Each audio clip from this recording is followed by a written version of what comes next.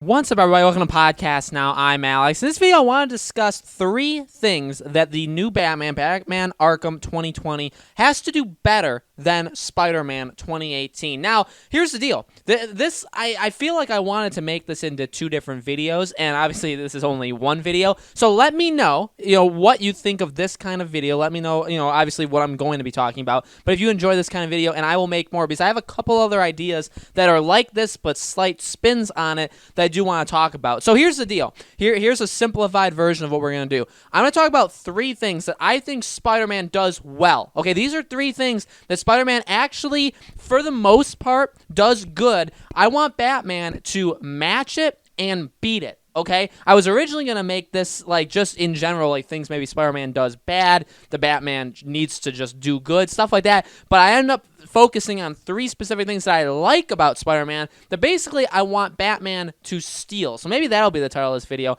These are 3 things that Spider-Man does. I want Batman to steal these things, and I want Batman to do it even better. So let's go over the 3 things. The first one is fighting with the environment, how environment affects fighting. And what I mean by that is in Spider-Man, I love this, by the way, because quick backstory, I've been playing Spider-Man quite a bit over the last couple days, and I've re-fallen in love with this game. This game is so phenomenal. I actually think Batman does a lot of things better than it. I also think Spider-Man does a lot of things better than Batman. It's not necessarily even. I think Batman is actually better, but I definitely love Spider-Man, and the fighting is definitely something that's really good about Spider-Man. Now, Spider-Man already steals pretty much, and a lot of games do this, steals the Batman fighting systems, right? So we know that. That's fine. The gadgets are also really cool. I actually really prefer how Spider-Man does the gadgets, how you kind of have to do the wheel and you have to pick them. But when you're fighting, enemies can hit each other. What I love about it is Spider-Man is not necessarily the strongest character in the world, if he takes a lot of gunshots, right? So if you, land in a group of enemies and they're, everywhere. And I've had that situation happen where you land and there's, 8, 9 enemies, and a lot of them have guns.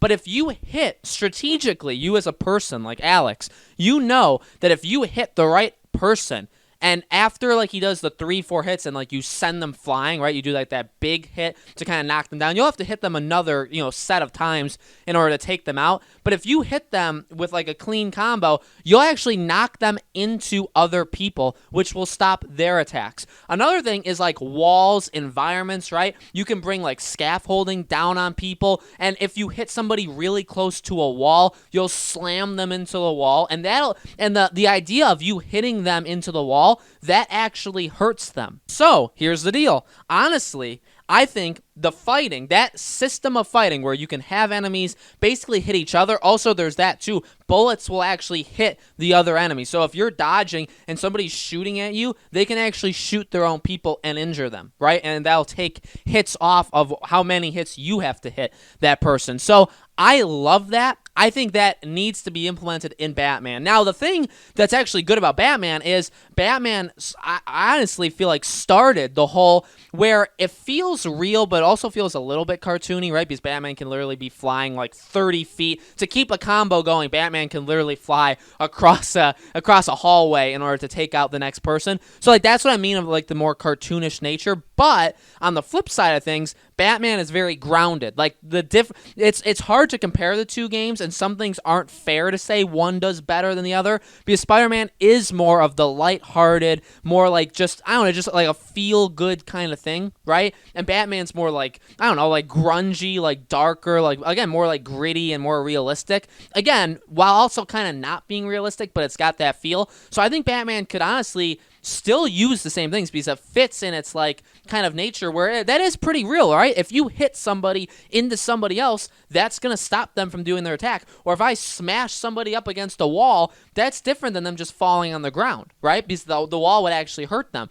And again, pulling things down, Batman had his gadgets in the games, but he was never able to use the environment truly to, and again, Spider-Man could pick things up with his webs and throw things. Batman should be able to do some of that stuff. So So I think like this is honestly a no-brainer when we talk about how the fighting, like it's really good. It's not necessarily a system like if it's not broke, don't fix it kind of thing, right? It's not necessarily like that because it is really good. And yeah, I guess if they don't do anything with it, maybe just like slight tweaks overall, like it's still going to be really fun to play. It's still going to be really solid. The gameplay's never really been like something bad about Batman. But if we want to take it to a new level, start having some environmental stuff. Start having the environment hurt them. Start having them hurt each other. Things like that, I think, is an absolute must-do. Second thing is the skins. Now, Batman, again, like you can have different suits, right? And even Arkham Knight has become kind of notorious with having so many different variations. They have the DLC pack where there were so many more. They obviously just added that new suit like 2 weeks ago for some reason. So there's all of you have a lot of options, right? But for the most part, the suits don't do anything. They're just visual. Now, Spider-Man,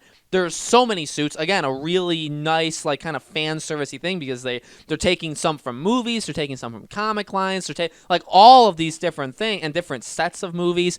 They really honor, I think, the fan base with the different costumes, and they really put a lot of effort. They even talked about how that was a really important thing for them. So that's not the problem. I think Batman, again, you'll be able to have different suits for whatever this new Arkham game is. I think that's fine. But what I love about Spider-Man is the suit-specific abilities. When you unlock a suit, not all of them, but some of the suits come with their own, like the Iron Spider comes with the actual, like, his claws that come out. So that has that unique ability where when you have, like, your focus charged all the way up, you press that and you activate your unique ability. And there's plenty of that. I think there's like 15, 20 of them in the whole game. And if you unlock the suit comes with one, and it kind of like goes into like a group pile where you can pick a suit ability. So say like that, I mean, that one ability is kind of specific to the suit, but you can use it for a different suit because now you've unlocked it. So it just adds, like, it's an addition, I feel like, to skills, right? When you unlock skills, so you get all these different buffs on you, or you get the ability to unlock just new, I don't know, abilities in general that you can do, right? I think this is adding one more thing to it where it's like, yeah, suits can like just look nice, and I would actually have been just fine with allowing me to swing around New York with different looking Spider-Man suits. That would have been fine enough. And again, Batman, honestly, it was fine enough too. I actually didn't really use any of the, I think played as just the original suit. I'm not really a suit kind of guy, like those kind of skins. I really don't, I don't care as much as I think a lot of other people do. That's just my personal opinion. But let me tell you though, honestly, I feel like with giving the suit something unique to it, or even, again, like having it be like, well, when you unlock this suit, you unlock this ability Batman could do, but now you could connect that ability with a different suit. If you like a different suit, how a different skin looks on him, you can connect that ability to it. I think that's a phenomenal idea, and for someone like me, again, who doesn't really care for Spider-Man, I do care because, one, the suits look amazing. There's so many really cool suits, but two,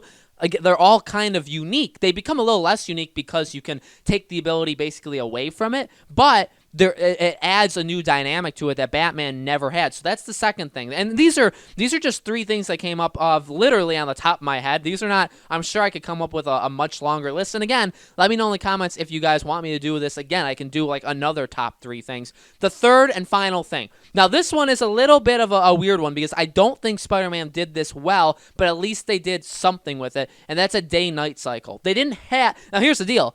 It's not a day-night cycle. It's specific missions have different times of the day that you do it in. So if you do a side mission that's supposed to be at night, but you did a story mission that made it during the day, and now you swing around the city and it's just daytime, well, when you go to that side mission, it's going to be a loading screen and it's going to change it to nighttime for that side mission. Now, I don't love that. I prefer just, an internal clock that changes things. I'd prefer if you're able to do missions at any time of day. However, I do get game design and the idea of specific missions in general. Maybe you want, like if you're doing a sneaking around at night in like a military base kind of mission, it needs to be at night, right? So if when you go to that mission, if it's daytime and again like the internal clock, that's going to be a problem. The game's going to have to literally change it for you. So I get that's an issue. So again, this is not something that I think Spider-Man does well, but it's something I think Spider-Man does in general that I do appreciate. That again, you're swinging around. If it's daytime,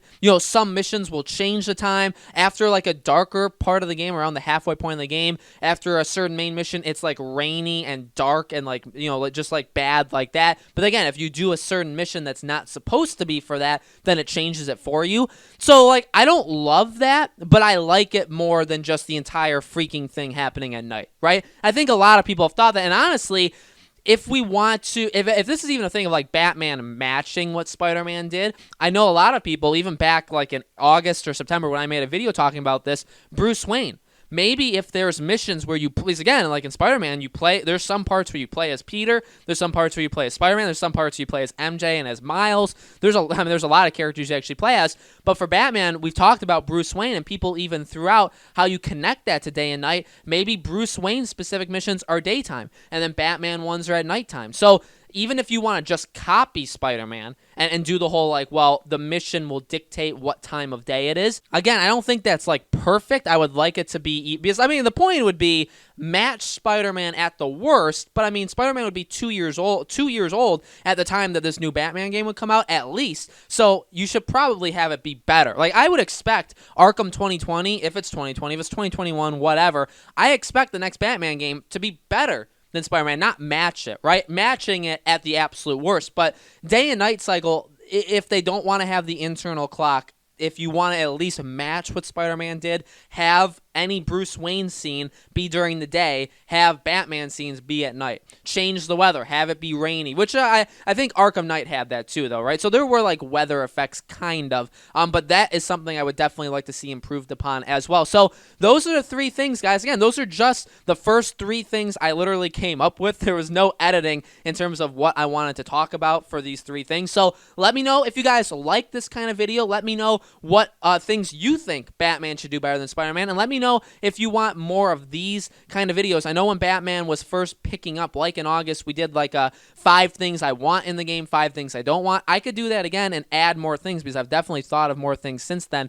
So if you guys want more like list kind of videos like that, let me know and I'll absolutely do it for you, okay? So as always, keep your eyes and ears peeled for any Arkham news. We'll be here if something happens. And until then, coverage every 2-3 days on Batman, different kinds of videos sprinkled in. Thank you guys so much for watching, and I'll see you on the next video.